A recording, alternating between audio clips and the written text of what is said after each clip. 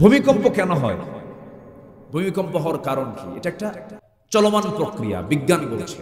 যেরকম সূর্য, এটা কিন্তু ইদা শামসু কুফিরাত, সূর্য কিন্তু দিন যাচ্ছে সংকুচিত হচ্ছে, ছোট ছোট হয়ে যাচ্ছে, ধ্বংসের দিকে আস্তে আস্তে যাচ্ছে। কিন্তু সূর্য সংকুচিত, ইদা শামসু কুফিরাত, সূর্য সংকুচিত হয়ে যাবে কিয়ামতের দিনে। সেটা এখন থেকে শুরু হয়ে গেছে, কিয়ামত সামনে সংকুচিত হবে। তেমনি ভূমিকম্প হচ্ছে একটা চলমান প্রক্রিয়া। এই প্রক্রিয়ার কাজটা হচ্ছে, এটা অবিরাম এই মাটির নিচে এক রহস্যময় টেকটনিক গতির খেলা চলছে। একটা প্লেট, এই টেকটনিক প্লেটগুলো একে অপরের সাথে যখন সংঘর্ষ হয়, তখন এটা গিয়ে জমাট বেঁধে এই প্রচন্ড শক্তি হঠাৎ করে মুক্তি পেয়ে যায়। তখন একটা শক্তিশালী শক ওয়েভ সৃষ্টি হয়ে পুরা জমিনটাকে কাঁপিয়ে তোলে। চলমান প্রক্রিয়া এটা, এটা চলবে, এটা প্লেটগুলো সরে যাবে। এখন এই প্লেটগুলোর যে সংঘর্ষ, এক মুহূর্তে যদি আল্লাহ তাআলা যদি একটু অতিরিক্ত তীব্র মাত্রায় দেন আর ডিউরেশনটা যদি একটু বাড়ায় দেন, ঢাকা থাকবে না ফাঁকা হবে? ঢাকা থাকবে না ফাঁকা হয়ে যাবে? সমান হয়ে যাবে। যদি সেই দিন যদি আল্লাহ তাআলা 5.6 না দিয়ে, যদি ওটাকে 8.6 দিয়ে আর টাইমটা যদি 1 মিনিট করে দিতেন, আগামী 200 বছর ঢাকা সোজা হতে পারত। ক্ষমতা কার? আসতে বলবেন না, ক্ষমতা কার? আল্লাহ তাআলা বলছেন, বান্দা আমাকে ভুলে থাকো। আল্লাহ রাব্বুল আলামিন বলেন, وألقى في الأرض رواسي أن تميد بكم وأنهارا وسبلا لعلكم تهتدون। জমিনে তিনি স্থাপন করেছেন সুদৃঢ় পর্বতমালা, যাতে তোমরা নিয়মে, যাতে তোমাদের নিয়ে জমিন হেলে না যায়, নদ নদী পথসমূহ যাতে তোমরা পথপ্রাপ্ত হয়ে যাও। আমার বন্ধুগণ, ওয়াল জিবালা আওতাদা, পাহাড়গুলোকে আল্লাহ রাব্বুল আলামিন পেরেকের মতো করে দিয়েছেন। যেরকম সুবহানাল্লাহ। পৃথিবী যেন আন্দোলিত না হয়, এই শক ওয়েভ যেন না হয়, ভূমিকম্প যেন না হয়। বিভিন্ন জায়গায় উপরে আর পাহাড় কতটুকু আছে, পাহাড়ের নিচে এর ফাউন্ডেশন, ভিতটা আরো 3-4 গুণ আরো নিচে। আল্লাহু আকবার। কে করে দিয়েছেন? আসতে বলবেন না, কে করে দিয়েছেন? তাহলে ভূমিকম্প বন্ধ করার জন্য ভূমিকম্পের ভয়ে বাড়িঘর ছাড়া দরকার না, আল্লাহর ভয়ে মসজিদে যাওয়া দরকার। কোথায় যাওয়া দরকার? মসজিদে। যেদিন আগধল্লার গ্রামের মসজিদে, যেদিন আপনি দেখতে পাবেন জোহরের চাইতে ফজরের মুসল্লি বেশি, আল্লাহর কসম করে বলি, সেই দিনই এই গ্রাম থেকে দেখতে পাবেন মাদক, নেশা, বেপরদা, বেহায়াপনা, অসামাজিক কাজ সব বন্ধ হয়ে গেছে। আমরা কি এমন সিদ্ধান্ত নিতে পারেন আপনারা যে আগধল্লার গ্রামটাকে আপনারা বেনামাজি মুক্ত করবেন? সিদ্ধান্ত নেওয়া যায়? জি, ঠিক আছে, ঠিক আছে, সমস্যা নেই। আমার অত্যন্ত কাছের, খুব আমরা একসঙ্গে চলাফেরা করি। আলোচনা কেমন করেছেন বলেন তো? অনেক সুন্দর আলোচনা, কিন্তু মাশাআল্লাহ, আলহামদুলিল্লাহ। আসছে বহুবার বহুবার, মাশাআল্লাহ। তাহলে তার কোনো কথা, আমি নতুন, মাশাআল্লাহ, আলহামদুলিল্লাহ। আমার দিকে তাকান, কষ্ট দিচ্ছি মনে হয় আপনাদের? আচ্ছা, আমি ভাঙ্গা চূড়া কথা বলি, আমার তো এলেম কালাম তেমন নাই, কিছু কথা বলি। তাহলে আগধল্লার গ্রামকে আমরা কি মুক্ত করতে চাই বলেন? বেনামাজি মুক্ত। সবাইকে সিদ্ধান্ত নিতে রাজি আছেন? ফজর নামাজ জামাতে পড়বেন কারা কারা? একটা হাত তুলে দেখেন দেখি। ফজর নামাজ কারা কারা জামাতে পড়বেন? ফজর নামাজ কারা কারা জামাতে পড়বেন? জোরে বলুন, ইয়া আল্লাহ। আমাদেরকে ফজর, যোহর, আসর, মাগরিব, ইশা 5 ওয়াক্ত সালাত জামাতের সাথে আদায় করার তৌফিক তুমি আল্লাহ দিয়া দাও। জোরে বলি আমিন, আরো জোরে আমিন, আরো জোরে আমিন। কষ্ট দিলাম মনে হয়, হুজুর মাহফিলের সাথে বন্দী হয়ে গেল। এই নামাজ কি এই সেই কথা? হুজুর পানি এত ঠান্ডা, এরকম মনে করতেছেন নাকি? নামাজ পড়লে নিরাপত্তা দিবেন কে? আল্লাহ তাআলা। শয়তান করে কি? শেষ রাত্রিতে চলে আসে, প্রত্যেক বান্দার শিয়রে এসে বলে, আলাইকা লাইলুন তাবিল, তোমার রাত বড় লম্বা, ঘুমাও ঘুমাও, তোমার রাত বড় লম্বা। ওই সময় 3টা গেট দিয়ে চলে যায় শয়তান। ওই সময় যদি কোনো বান্দা 3টা গিট ছুটায় দিতে চায়, শয়তানের 3টা কাজ করবে। সুন্দর করে আগে বিছনা থেকে পিঠটা সরায় নেবে, একটা গিট ছুটে গেল। নাম্বার 2 হলো ওযু বানাবে, 2 নাম্বার গিট ছুটে চলে গেল। নাম্বার 3 হলো ওযু বানায় মসজিদের দিকে নামাজের জন্য রওনা দিবে। নামাজ যখন শেষ হয়ে যাবে 24 ঘন্টা ওই বান্দার কাছে শয়তানরা আসতে পারে না। যখন সুবহানাল্লাহ। নামাজটা আমরা কন্টিনিউ করব, তওবা করব, সুন্দর করে আল্লাহর পথে ফিরে আসবো। আল্লাহ রাব্বুল আলামিন বলেন, ইয়া আইয়ুহাল্লাযীনা আমানু তুবু ইলাল্লাহি তাওবাতান নাসুহা। তোমরা তওবার মতো তওবা করো, যেমন করে তওবা করা উচিত তেমন করেই করো। তওবা করলে কি হবে? আল্লাহ রাব্বুল আলামিন তোমাদের সমস্ত গুনাহগুলোকে maaf করে দিবেন। ইল্লা মান তাবা ওয়া আমানা ওয়া আমিলা সালিহান। আল্লাহ রাব্বুল আলামিন আরেক জায়গায় বলছেন, তওবা করবে, নেক আমল করবে, আমি আল্লাহ তোমার সমস্ত গুনাহগুলো maaf করে জান্নাত দিয়ে দেব। জোরে বলুন সুবহানাল্লাহ। তওবা হলো সবচেয়ে আত্মশুদ্ধির 1 নাম্বার মাধ্যম। আমরা তওবা করে নেব, চোখের পানি ফেলে ফেলে কাঁদবো। এই দুনিয়ার কোনো মানুষ চোখের পানির মূল্য দেবে না। বউয়ের সামনে স্বামী কাঁদবে, বউ বলবে আপনি কেমন পুরুষ, পুরুষ মানুষকে কাঁদবে নাকি? মহিলা কাঁদবে, সহন স্বামী বলবে মেয়েরা এরকম করে কাঁদেই। পৃথিবীতে কেউ কান্নার মূল্য দেবে না। কিন্তু কোন বান্দা যদি দিল থেকে আল্লাহকে ভয় করে একটা ফোঁটা চোখের পানি ফেলতে পারে, 7 সমুদ্রের সমস্ত পানি দিয়ে জাহান্নাম না নিভলেও 1 ফোঁটা চোখের পানি দিয়ে 7টা জাহান্নাম নিভে দিয়ে আল্লাহ রাব্বুল আলামিন তাকে জান্নাত দিয়ে দিবে। আমরা কাঁদবো কার কাছে বলেন? আসতে বলেন, কাঁদবো কার কাছে বলেন? নাম্বার 2 হলো আত্মশুদ্ধিতার 2 নাম্বার পথ হলো নামাজের ব্যাপারে আপনার যত্নশীল হয়ে যাবে। নামাজটা সুন্দর করে পড়বো। নামাজ যার সুন্দর হবে ঈমান তার তত সুন্দর হয়ে যাবে। নামাজ যারা যত সুন্দর হবে ঈমান তার তত মজবুত হয়ে যাবে। আল্লাহ রাব্বুল আলামিন বলছেন, ওই সমস্ত বান্দাগুলোকে আমি আল্লাহ রাব্বুল আলামিন জান্নাতুল ফেরদাউসের ওয়ারিস বানিয়ে দেব। ওয়াল্লাযীনা হুম আলা সালাওয়াতিহিম ইউহাফিযুন উলাইকা হুমুল ওয়ারিসুন আল্লাযীনা ইয়ারিসুনাল ফিরদাউসা হুম ফিহা খালিদুন। নামাজের ব্যাপারে যারা যত্নশীল হবে আমি তাদেরকে জান্নাতুল ফেরদাউসের ওয়ারিস বানিয়ে দেব। জোরে কোন সুবহানাল্লাহ। আমার বন্ধুগণ, নাম্বার 3 হলো রোজা রাখা। রোজা শুধু রমজান মাসে নয়, আমার নবীজি প্রত্যেক সপ্তাহের সোমবার বৃহস্পতিবার রোজা রেখেছেন। মাসের 13, 14, 15 তারিখে রোজা রেখেছেন। যুবকরা, তোমার যৌবনকে কন্ট্রোল করার জন্য মাঝে মাঝে রোজাও রাখা দরকার। যুবকরা, আজকের এই সমাজে স্মার্টফোন তোমাকে ধ্বংসের দিকে নিয়ে যাবে। স্মার্টফোন ব্যবহারে খুব যত্নশীল হবে। এই সমস্ত অ্যাপসগুলোকে ব্যবহারের ক্ষেত্রে খুব যত্নশীল হবে। চোখের গুনাহ করা যাবে না। আল্লাহকে সবসময় সাক্ষী রেখে চলবা। স্মার্টফোন মারাত্মক ভয়ঙ্কর ব্যাপার।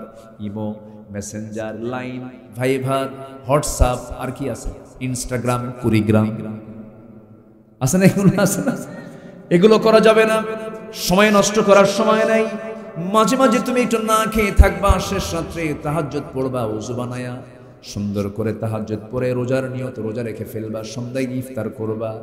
জীবনটাকে সুন্দর করে সাজিয়ে নাও, গুছিয়ে নাও সুন্দর ইবাদতের মধ্য দিয়ে। এটা সার্কেলে তোমার জীবনটা গড়ে তোলো। বন্ধুগুলো ভালো তালাশ করো, গ্যাং খুঁজতে যেও না, দুষ্ট খুঁজতে যেও না। সুন্দর করে জীবনটা সাজাও। তোমার জন্য দুনিয়াটাও হবে বরকতময়, আখিরাতটা হয়ে যাবে তোমার জন্য জান্নাত। জোরে কোন সুবহানাল্লাহ। যুবকরা, আজকে শেষ করে দেওয়ার সকল পন্থা আজকে সমাজে উপস্থিত করা হয়েছে। যুব সমাজ, আমি ম্যাক্সিমাম আজকে যুবকদেরকে মাহফিলে বেশি দেখছি। তোমার চোখকে তুমি কন্ট্রোল করো, তোমার যৌবনকে তুমি কন্ট্রোল করো। তোমার কোনো গার্লফ্রেন্ড থাকবে না। তোমার গার্লফ্রেন্ড মানে তোমার জন্য জাহান্নাম হয়ে যাবে। পুরুষের কোনো গার্লফ্রেন্ড থাকবে না। তার গার্লফ্রেন্ড একজন হবে, সে হচ্ছে তার বউ। আর একজন নারী বয়ফ্রেন্ড হবে, সে হচ্ছে তার স্বামী। এছাড়া কোনো ডিপলি কোনো বন্ধু অথবা বান্ধবী এমন কেউ থাকতে পারে না। যদি তা কারো থাকে, এটা হচ্ছে ফাসিকি কাজ। এটা কি? ফাসেকদের কাজ। কার কাজ বলেন? ফাসেকদের কাজ। এই সমস্ত কাজগুলো করা যাবে না। আবার এক যুবক আরেক যুবককে বলে, দোস্ত তোমার কি গার্লফ্রেন্ড আছে? কেন আছে? কিন্তু তুই তো মানুষই না। এরকম আছে না? বলেন তো, আছে না এরকম? তুই তো মানুষ, তুই তো ব্যাকডেটেড, দাদার যুগের মানুষ। এই সময় একটা বান্ধবী থাকবে না, এটা কথা হলো নাকি? এই হচ্ছে নোংরামি। এই নোংরামিগুলোকে কখনো সুযোগ দিবা না। বিয়ের প্রয়োজন হবে বলে ফেলবা বাড়িতে, আব্বা বিয়েটা করায় দাও, আমার তো যৌবন আছে, আমার তো মন চায়, আমি বিয়ে করতে চাই, বাড়িতে সোজা বলে দাও। কি যুবকরা ঠিক আছে কিনা? যুবকদের কোনো আওয়াজই নাই। এই যুবকরা কথা কও, একা বল, বুড়া চাচাও কয় ঠিক। যে যুবকের বিয়ের জন্য আগ্রহ আছে ভাবতে হবে সে চরিত্রবান, আর যে যুবক থাকার পরও বিয়ের কোনো আগ্রহ নাই, ওটা ঠিক নাই, ওটা বাইপাস মারা। হ্যাঁ, এটা সাবধান থাকতে হবে। এরপরে রাসূল বলেছেন রোজা রাখো, সুন্দর করে জীবনটা সাজিয়ে নাও, গুছিয়ে নাও। অবৈধ কোনো সম্পর্কে যেও না, বিবাহ বহির্ভূত কোনো সম্পর্ক জায়েজ হতে পারে। তাহলে কি হবে? তোমরা নফসের শুদ্ধতা আনতে পারবে। নাম্বার 4 হলো আল্লাহর জিকির করো সুন্দর করে। আল্লাহ রাব্বুল আলামিন বলেন নফসকে শুদ্ধ করার জন্য, আল্লাযীনা আমানু ওয়া তাতমাইন্নু কুলুবুহুম বিযিকরিল্লাহ আলা বিযিকরিল্লাহি তাতমাইন্নুল কুলুব। জোরে বলুন আল্লাহু আকবার। মনের প্রশান্তি একমাত্র আল্লাহর জিকিরের দ্বারাই সম্ভব হয়। জিকির করি সুবহানাল্লাহ, জোরে সুবহানাল্লাহ আলহামদুলিল্লাহ লা ইলাহা ইল্লাল্লাহ লা ইলাহা, আরো জোরে লা ইলাহা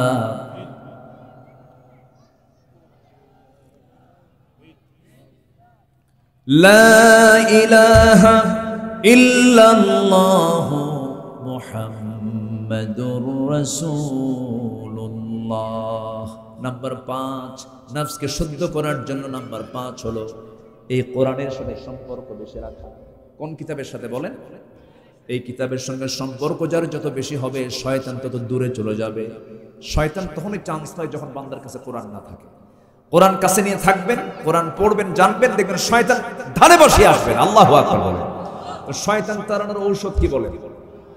বলেন, শয়তান তাড়ানোর ঔষধ কি বলেন? কোরআন। কোরআনকে আমরা লালন করব, বুকে লালন করব। জোরে বলি ইনশাআল্লাহ, আর জোরে বলি ইনশাআল্লাহ। নাম্বার 7 হলো কান্দার জায়গা, একটা শ্রেষ্ঠ একটা কান্নাকাটি করার জায়গা হলো সেজদায়। কোথায় বলেন তো? সেজদায়। আল্লাহ রাব্বুল আলামিন বলেন يخرون للأذقان يبكون ويزيدهم خشوعا। জোরে বলুন আল্লাহু আকবার। আরেক জায়গায় বলছেন ওয়াল্লাযীনা ইয়াবিতুনা লিরাব্বিহিম সুজদান ওয়া কিয়ামা।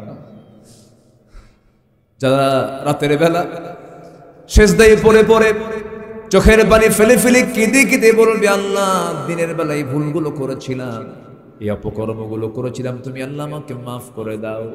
যে বান্দার চক্ষু আল্লাহর ভয়ে কাঁদবে সেই চক্ষু কখনো জাহান্নামে যাবে না। যেরকম সুবহানাল্লাহ। নাম্বার 7 হলো হালাল রিজিক উপার্জন করা। হালাল রিজিকের দিকে আমরা বেশি খেয়াল রাখবো। কুলু মিনাত তাইয়্যিবাতি ওয়া আমালু সালিহা ইন্নী বিমা তা'মালুনা আলিম। নাম্বার 8 হলো মিথ্যাচার বর্জন করা, গীবতকে বর্জন করা। ওয়ালা তাজাসসু ওয়ালা ইয়াগতাব বা'দুকুম বা'দা। জোরে বলুন আল্লাহু আকবার। নাম্বার 9 হলো অহংকার এবং আত্মগরিমাকে বর্জন করতে হবে। অহংকার রাখা যাবে না। অহংকার একমাত্র কার? আসতে বলবেন না কার? অহংকার করার যোগ্যতা কার আছে? আমি আপনি কি দেহের অহংকার দেখাতে পারি নাকি? এই মাঝখানে 7 দিন মামা, মাঝখানে এই 7 দিন আমি এত অসুস্থ ছিলাম, মনে মনে ভাবলাম মনে আমি কথাই বলতে পারবো না। আমি গত পরশু দিন, কালকের থেকে একটু ভালো, গত পরশু দিন আমার মুখ থেকে কোনো আওয়াজই বের হচ্ছিল। টোটাল বুকে কফ জমে, ভোকাল কর্ড বন্ধ হয়ে গেছে, ভোকাল সাউন্ডই নেই, একদম মানে বোবার মতো হয়ে গেছে। অহংকার আপনি কিসের দেখাবেন বলেন? সামান্য একটু লুজ মোশন হলে 4-5 বার টয়লেট সারলেই তো বউ চেনা যায়। চেনা যায়? কিচ্ছু চেনা যায় না, দুনিয়া অন্ধকার হয়ে যায়। অহংকার কিসের? দেহের। টাকার অহংকার। কালকে ফকির আজকে ধনী, আজকে ধনী কালকে ফকির। ক্ষমতা কোনো লাভ নাই। 2041 ভীষণ 2021 2041 বলেছিল, সব বলছিল, সব এখন মামু বাড়ি দিল্লি গিয়ে বসে আছে। আস্তে কোন কেন? অহংকার একমাত্র দেখাবেন যিনি, তিনি কে? আস্তে বল, তিনি কে? আল্লাহ তাআলা। অহংকার করবো না, আত্মগরিমা করবো না, নিজের প্রশংসা না করে অন্যের প্রশংসা করবো, নিজের দোষ খুঁজে অন্যের গুণ খুঁজে বেড়াবো, অন্যের প্রশংসা করবো আর নিজের দোষ খুঁজে বেড়াবো। তাহলে ভাববো যে আমি পৃথিবীতে সবচেয়ে ভালো মানুষ, বলি আলহামদুলিল্লাহ, তখন বোঝা যাবে যে হ্যাঁ আমি ভালো মানুষ। আমার দোষ আর অন্যের কি গুণ আমরা খুঁজে বেড়াবো। আল্লাহ কবুল করুন, জোরে বলি আমিন। সর্বশেষ হলো আজান দিয়েছে আরো 25 মিনিট আগে, 25 মিনিট আগে আজান দিয়েছে, এই জন্য আমি সব দিকে তাকাচ্ছি, এই জন্য শর্ট করে আলোচনা নিয়ে আসতেছি। নাম্বার 10 হলো নফসকে শুদ্ধ করার আরেকটা পন্থা হচ্ছে নিজের মধ্যে আল্লাহর ভয় নিয়ে আসা। কার ভয় বলেন তো? আসতে কবেন না, কার ভয়? এবং টিকে থাকা কার পথে? কার পথে টিকে থাকা? ঈমান আনা সহজ, কিন্তু টিকে থাকা কঠিন। ঈমান টিকে রাখা কিন্তু খুব কঠিন। আমার দেশের মানুষ একটা বিড়ির প্যাকেট পাইলে পরে ঈমান বেঁচে দেয়, আছে কিনা বলেন? একটা বিড়ির প্যাকেট পাইছে, ঈমান বেঁচে শেষ। একটা চোরকে সমর্থন দিয়েছে, চোর, ও চুরি করলে যে গুনাহ হবে তার আমলনামা, তার কিছু অংশ কি যে সমর্থন দিয়েছে তার আমলনামে যাবে না? আস্তে কেমন না, যাবে কিনা, যাবে কিনা, যাবে কিনা? যে সুদখোর, আপনি তাকে সমর্থন দিয়েছেন, ওর সুদ খাওয়ার যে গুনাহ, তার একটা অংশ আপনার আমলনামে যাবে না? যাবে। এই জন্য আমানতদারিতে কখনো নষ্ট করা যাবে না ঈমানদারের। লা ঈমানা লিমান লা আমানাতা লাহ, তার ঈমান নাই যার আমানতদারিতা ঠিক নেই। এই জন্য আমরা সর্বক্ষণ ঈমানকে সংরক্ষণ করব, জোরে বলি ইনশাআল্লাহ। এক সাহাবীর কথা মনে হলো, বলি এই ছোট্ট একটা কথা বলে আমি শেষের দিকে যাব। একটু বসেন, আজান হয়ে গেছে, আমরা একসঙ্গে এখানে নামাজ পড়বো, জোরে বলি ইনশাআল্লাহ। যদি আমি নামাজ পড়ে নিয়েছি, সালাতাইন মুসাফির হালতে 2 ওয়াক্ত একসঙ্গে পড়া যায়, আসর মাগরিব অথবা মাগরিব এশা। যারা হজে গেছেন, ওমরায় গেছেন, ও হজে যারা গেছেন, আরাফার দিন আরাফা থেকে বের হতে হয় সন্ধ্যার আগেই।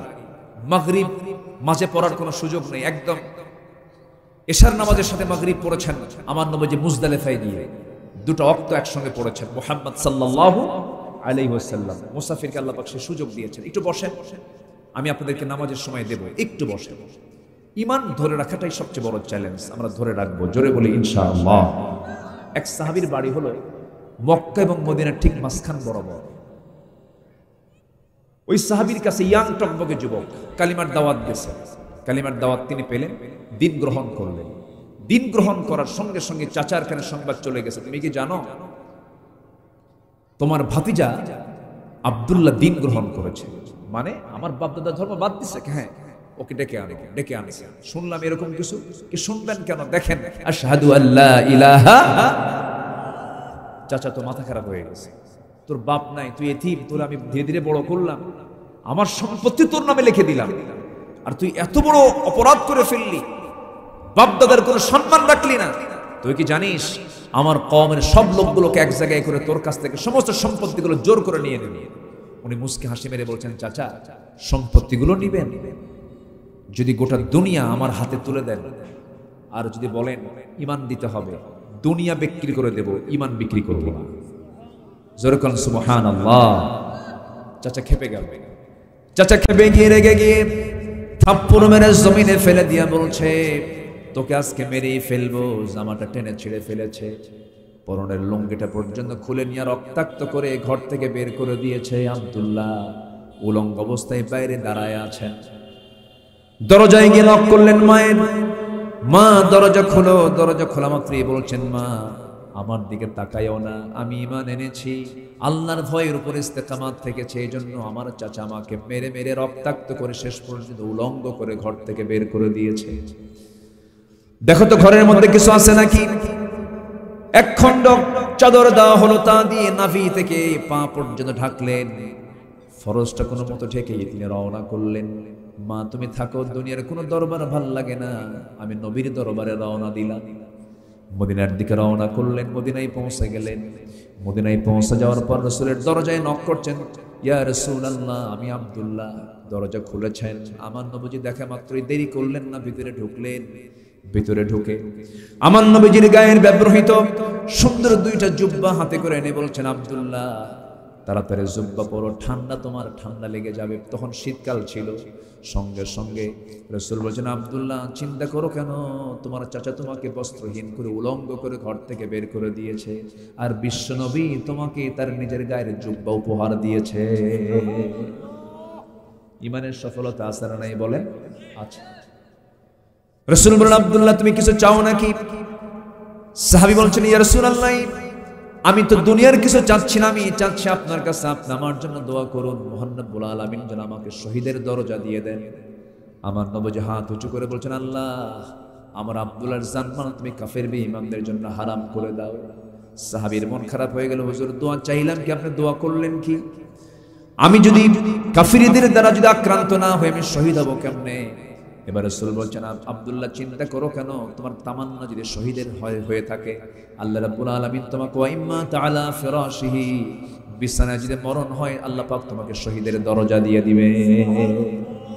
বহুদিন পর যুদ্ধের ডাক চলে এসেছে। রাসূল বলছেন, সাহাবীরা আমি আব্দুল্লাহকে আজকে নিয়ে যাব, চলো আব্দুল্লাহ চলো যাই। মদিনার মসজিদ থেকে বের হলেন, যুদ্ধ শেষ আবার ফেরত আসতেছিলেন, হঠাৎ করে নবীর কানে সংবাদ আসলো, হুজুর আব্দুল্লাহ অসুস্থ। রাসূল বলছেন, ভালো করে সেবা করো। 3 দিন পরে সংবাদ আসলো, হুজুর আব্দুল্লাহ আর বেঁচে নাই। আমার নবীজি শোকাহত হয়ে পড়লেন। শোকাহত হয়ে পড়ে বলছেন, ও আমার সাহাবীরা, আমার আব্দুল্লাহর জানাজা শুরু হবে, গোসলটা করায় দাও, জানাজার কাপড় পরায় দাও। আজকে আব্দুল্লাহর জানাজার পড়ানোর জন্য কাউকে দায়িত্ব দেব না, আমি রাসূল নিজে তার ইমাম হয়ে যাব। রাসূল জানাজা নিজে পড়ালেন। এরপরে বলছেন, ও সাহাবীরা, আমার আব্দুল্লাহর কবরটা কোথায় খনন করেছো? হুজুর ওই যে 2 পাহাড়ের ঠিক চিপায়। রাসূল বলছেন, সাহাবীরা আমাকে নিয়ে চলো কবরের সামনে। রাসূল কবরের সামনে গিয়ে দাঁড়ালেন, কাঁদা কাঁদা কণ্ঠে বলছেন, সাহাবীরা রে, আমার এই কলিজার টুকরা আব্দুল্লাহ লাশ আমি কবরে রাখার জন্য কাউকে দায়িত্ব দেব না, আমি রাসূল নিজেই তার কবরের মাটিতে নামবো। রাসূল নিজে নামলেন। এবার বলছেন, আবু বকর ডানে আসো, ওমর বামে আসো। এবার নবী আবেগ আপ্লুত হয়ে বলছেন, সাহাবীরা আমার কলিজার টুকরা অত্যন্ত কাছে আমার প্রিয় সাহাবী আব্দুল্লাহর লাশ আমার হাতে তুলে দাও। লাশ তুলে দেওয়া হলো। রাসূল বলছেন, আবু বকর মাথা ধরো, ওমর পাটা ধরো। 3 জন মিলে কবরে শোয়া দিলেন। আমার রাসূল বুকে হাত রেখে বলছেন, আরশের মালিক আল্লাহ, এই মুহূর্ত পর্যন্ত আমি আব্দুল্লাহর উপরে সন্তুষ্ট আছি, তুমি আল্লাহ আমার আব্দুল্লাহকে মাফ করে দাও। ঈমান নিয়ে টিকে থাকার ফলাফলটা দেখেন। এই দৃশ্য পাশে দাঁড়িয়ে থাকে একজন সাহাবী দেখছিলেন, সাদ ইবনে আবি ওয়াক্কাস রাদিয়াল্লাহু তাআলা আনহু। দূর থেকে চিৎকার মেরে বলছেন, আহারে, আজকে আমি যদি জীবিত সাদ না হয়ে যদি ওই কবরের বাসিন্দা হতে পারতাম, জীবনটা বড় ধন্য হতো। কারণ যার কবরের বাসিন্দাকে দাফন করার জন্য ওমরের মতো, আবু বকরের মতো, বিশ্বনবীর মতো মানুষ তার কবরে নেমে যায়। এর ফলাফল হলো একটাই, সেটা হলো এত দাম আল্লাহ পাক তাকে কেন দিয়েছেন, রাসূল তাকে এত সম্মান কেন করেছেন? দুনিয়া বিক্রি করে তারা ঈমানটা হেফাজতে রেখেছেন। জোরে বলেন সুবহানাল্লাহ। আমরা হেফাজত করব নিজের ঈমানকে, তাকওয়াকে মজবুত করব, নফসকে শুদ্ধ রাখবো। এখন আমরা যদি বলি, কোরআন বলো তো সফল লোকটাকে, আল্লাহ পাক 2 জায়গায় বলেছেন সফলতার কথা। সফল কারা? একই কথা বলেছেন 2 জায়গায়। আল্লাহ রাব্বুল আলামিন বলেন, قد أفلح من تزكى وذكر اسم ربه فصلى بل تؤثرون الحياة الدنيا والآخرة خير وأبقى إن هذا لفي الصحف الأولى صحف إبراهيم وموسى জোরে বলুন আল্লাহু আকবার। ওই সমস্ত বান্দাগুলো সফল যারা নফসকে শুদ্ধ করতে পেরেছে, নফসকে হিংসার ভিতরে ঢুকাতে পারে নাই, অহংকারের মধ্যে ঢুকাতে পারে নাই, এরপরে অবৈধ কামনা বাসনার মধ্যে নফসকে ঢুকাতে পারে না, নফসকে ফ্রেশ রেখেছে অহংকার থেকে, অবৈধ কামনা বাসনা থেকে এবং সকল ধরনের হিংসা থেকে যে বান্দা নিজেকে নফসকে কন্ট্রোল করতে পেরেছে, সেই বান্দা সফল। জোরে বলি সুবহানাল্লাহ। টাঙ্গাইল জেলার তো কোনো মানুষের মধ্যে হিংসা নেই। হিংসা বেশি কাদের মধ্যে বলেন তো? বলেন। আবার মহিলা টানলেন কেন? এখানে কে মহিলা টানছে? মহিলা টানলেন কেন? আমার মা বোনরা ভালো, বলি আলহামদুলিল্লাহ। না এমনি মজা করলাম, সমস্যা নেই, বলুক। মহিলা কেন? হিংসা পুরুষের মধ্যে নাই? আসতে কয় আছে না নাই? আছে না নাই? জমি কেনে একজন, জলে আরেকজনের, জলে না? জলে, এই জলেটাই তো সমস্যা, হিংসা। এক লোক বিয়ে করবে, আগের যুগের মানুষ কিন্তু বিয়ে করতো গরুর গাড়িতে, ঘোড়ায় চড়ে, পালকিতে চড়ে। এখানে পালকিতে চড়ে, গরুর গাড়িতে চড়ে বিয়ে করছেন কে কে দেখি? ওই যে চাচা একটা হাত তুলছে, এই যে চাচা আছে, এখনো আছে, আলহামদুলিল্লাহ, ভালো। এগুলো পুরাতন লোকগুলো থাকা দরকার, এই জন্য ওয়াজটা জমে। তো আগের যুগের মানুষ এরকম পালকিতে করে, গরুর গাড়িতে করে বিয়ে করতে যেত। এক যুবক বিয়ে করবে, জাস্ট আমি রূপক অর্থে বলছি, তো ঘোড়ার গাড়িতে যাবে, ঘোড়া লাগবে। তো গ্রামের এক মুরব্বীর ঘোড়া আছে, তার কাছে গিয়ে বললো, চাচা আমার অমুক দিন বিয়া, ঘোড়াটা দেওয়া যাবে? চাচা খেপে গিয়ে বললো, সবাই রে দিলেও তোরে দেবো না। মানে খুব রাগ ছিল তার উপর, যা যা তোরে দেবো না। তো সবে কদরের রাত আসছে, ওই যুবক গেছে মসজিদে। মসজিদে গিয়ে নামাজ কালাম, তারাবি, তাহাজ্জুদ, যা কিছু সবকিছু পড়ে শেষ রাত্রির দিকে দোয়া করতেছে, আল্লাহ আজকের এই কদরের রাত্রিতে আমার জন্য একটা দোয়াও নাই, আমারে কিচ্ছু দেওয়া লাগবে না, শুধু একটা দোয়া তোমার কাছে, বুড়ার যেন ঘোড়া মরে। বুড়ার জন্য কি মরে? ঘোড়া মরে। এটা কি উদারতার দোয়া না হিংসার দোয়া? এই দোয়া করে বাড়িতে চলে আসছে। বাড়িতে এসে দেখে মার চোখে পানি, মা কান্দে। মা তুমি কান্দো কেন? বাবা তোর গরু মরছে। কি মরছে? গরু মরছে। মালাকুল মউত ঠিকই আসছে, কিন্তু ঘোড়ার কাছে না গরুর কাছে? কার গরু? হ্যাঁ, যে হিংসা করে দোয়া করছে তারই গরু। হিংসার যন্ত্রণায় কেউ জ্বলবে না, যে হিংসা করবে সেই জ্বলবে। আপনি উদারতা দেখাবেন, আল্লাহ তুমি ওরে চাকরি দিছো, আমার একটা চাকরি দাও। আল্লাহ তুমি ও 20 বিঘা জমিটা ওখানে কিনছে, আমার একটা কেনার তৌফিক দিয়ে দাও। আল্লাহ ওর ছেলেকে এত বড় করেছে, আমার ছেলেকে এরকম বড় বানাও। এরকম জাতীয় দোয়া করবেন, দেখবেন আল্লাহ ওরেও দিবে, আপনাকেও দিবে। জমি কেনে একজন, আরেকজন কয় হাই রে কামটা হলো কি? আছে না? আছে না নাই? বলেন তো আছে না? এটার নাম কি? আরো জোরে বলেন। ক্বালা ইয়াকুম ফিল হাসাদ ফাইনাল হাসাদা ইয়াকুলুল হাসানাত কামা তাকুলুন নারুল হাতাব। হিংসা সমস্ত আমলকে জ্বালিয়ে ফেলে সারখার করে। এই হিংসা সবচেয়ে বেশি কার মধ্যে জানেন? উত্তর দেয় মহিলা না। আমরা কোরআন হাদিসকে প্রশ্ন করি, হিংসা সবচেয়ে বেশি হলো জ্ঞানী লোকদের মধ্যে। কার মধ্যে বলেন? জ্ঞানী লোকদের মধ্যে, আলেমদের মধ্যেও থাকে। ভাবতেছেন মহিলা মানুষ দোষ দিলেন, আমাদের মধ্যে সমস্যা। মারা অনেক ভালো আছে, মারা একটু কথা বেশি বলে, মেয়েরা একটু কি কথা বেশি বলে। এই কথা বেশি বলতে হবে তো, বাচ্চা লালন পালন করতে কথা কম লাগে না বেশি লাগে? কম লাগে না বেশি লাগে? বেশি না কথা বললে এক কথা বারবার বলতে হয় মহিলাকে, বাবা থাম, বাবা থাম, বাবা থাম। আপনি পারবেন? এক বেলা যদি আপনারা দায়িত্ব দেওয়া হয়, বাচ্চা তুই এক বেলা পাল, 1.5 বছরের বাচ্চা, বাবা থামো, থাম, থাম, কি ঠিক কিনা? আপনি পারবেন? আল্লাহ পাক বাচ্চাদের লালন পালনের জন্য মাদেরকে ওইভাবে সেটআপ দিয়ে সৃষ্টি করেছেন। হিংসা জ্ঞানী মানুষের মধ্যে বেশি। একদিন শয়তান সকালবেলা বের হয়েছে, এক নবী দেখে ফেললেন। নবী দেখে ফেললে বলেছেন, শয়তান তুমি আজকে মার্কেটিং এ যাচ্ছ নাকি? হ্যাঁ। কি কি? হিংসা নিচ্ছি, হিংসা নিচ্ছি, কৃপণতা নিচ্ছি, আর জুলুম নিচ্ছি। হিংসা, কৃপণতার কি বলেন? জুলুম। হিংসা, কৃপণতার কি? জুলুম। এই 3টে জিনিস নিয়ে যাচ্ছে। কোথায় যাচ্ছ? হিংসা কার, জুলুম কার কাছে নাও? শাসকদের কাছে, যেন জুলুম করে। তাহলে 16 বছর সবচেয়ে শয়তান মার্কেটিং করছে কাদের কাছে? বলেন কার কাছে? হাসিনা গঙ্গের কাছে। 16 বছর জুলুম শাসকদের কাছে। তারপরে কৃপণতা কার কাছে নিয়ে যাচ্ছ? কৃপণতা নিচ্ছে হলো ধনীদের কাছে। বলেন তো সবচেয়ে বেশি কৃপণ কারা? বলেন কারা? ধনীরা। আর হিংসা নিচ্ছ কার কাছে? শয়তানকে হিংসা নিচ্ছে হলো আলেমদের কাছে। কার কাছে বলেন? তবে সকল সময়ের চাইতে বিগত সময় আমাদের দেশে আলেমদের যে চিত্র ছিল, এবার চিত্র অনেকটা ভালো, পজিটিভ। আলেমরা একটা প্ল্যাটফর্মে এসেছে, বলি আলহামদুলিল্লাহ। বহু তো কইছেন আপনারা আলেমরা তো এক হয় না, এবার তো প্রায় এক। 2-1টা যা আছে এগুলো ফাসেক মার্কা লোক। আসতে কবেন না, জোরে কোন ঠিক কি না? আলেম ওলামা এক হয়েছে।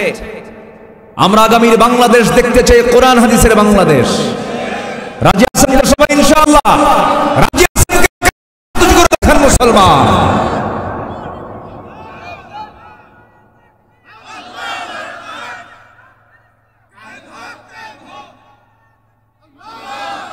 আল্লাহ কবুল করুন, জোরে বলি আমিন। যে মুসলমান কোরআনের আইনকে অবহেলার চোখে দেখে তাকে নতুন করে ঈমান আনতে হবে। সুলাইমান আলাইহিস সালাতু ওয়াস সালাম গোটা পৃথিবী শাসন করেছেন, নবী ছিলেন। ইউসুফ আলাইহিস সালাতু ওয়াস সালাম খাদ্যমন্ত্রীর দায়িত্ব পালন করেছেন। আমার নবীজি 12.5 লক্ষ বর্গ মাইলের রাষ্ট্রপ্রধান ছিলেন। 4 খলিফাতুল মুসলিমিন খোলাফায়ে রাশিদা তারা 30 বছর পৃথিবী শাসন করেছেন। আমাদের কার ধোকায় কেউ ফেলতে পারবেন, আমরা ধোকায় আর পড়তে চাই না। আমরা যে ইমামকে দেখি বাইতুল মুকাররমে নামাজ পড়তে, ওই ইমামকে আমরা বঙ্গভবনের বাসিন্দা দেখতে চাই। আল্লাহ কবুল করুন, আল্লাহ কবুল করুন। জীবন কয়টা বলেন, জীবন কয়টা? ধান্দাবাজি করে লাভ আছে? আমরা একটু সজাগ হই, সচেতন হই, আল্লাহর সামনে গিয়ে কিন্তু জবাব দিতে হবে। এই জমিন একমাত্র কার আইনে চলতে পারে, কার আইনে চলতে পারে, এই বিশ্বাসটা যেন আমাদের 100% থাকে, তাহলে আমার ঈমানটা 100% হবে। আল্লাহ কবুল করুন, জোরে বলি আমিন।